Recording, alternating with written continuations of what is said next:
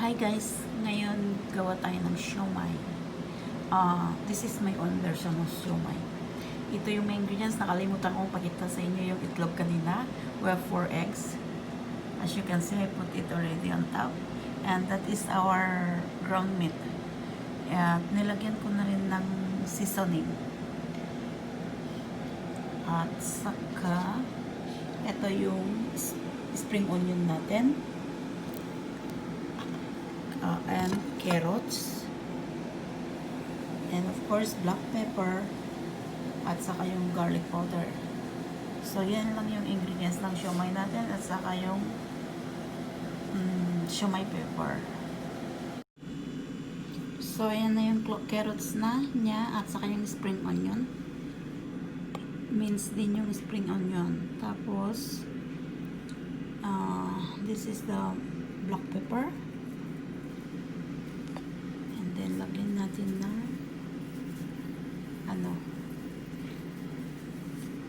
garlic powder na madami. And then, salt. Ayan.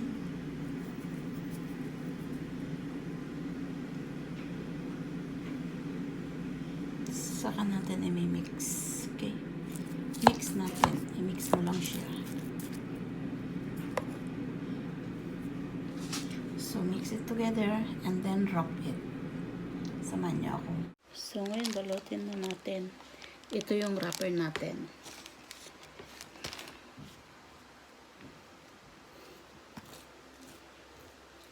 Bali, konti lang yung lagay mo.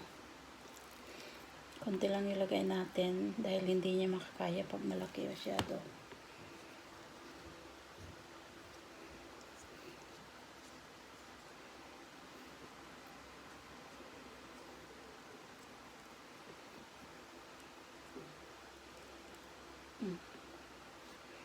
Ganito lang siya. Tapos, i-steam na natin bukas or ilagay sa freezer. Then, kung gusto nilang kainin, kumain, saka lang nila i-steam.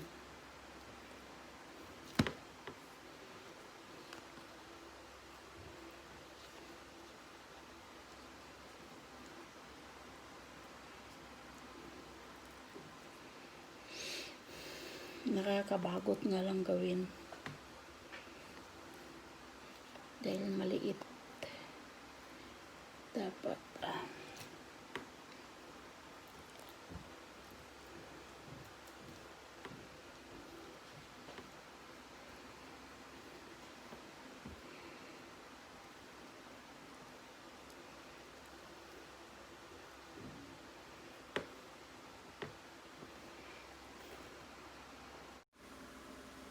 so, yan na yung ginawa natin.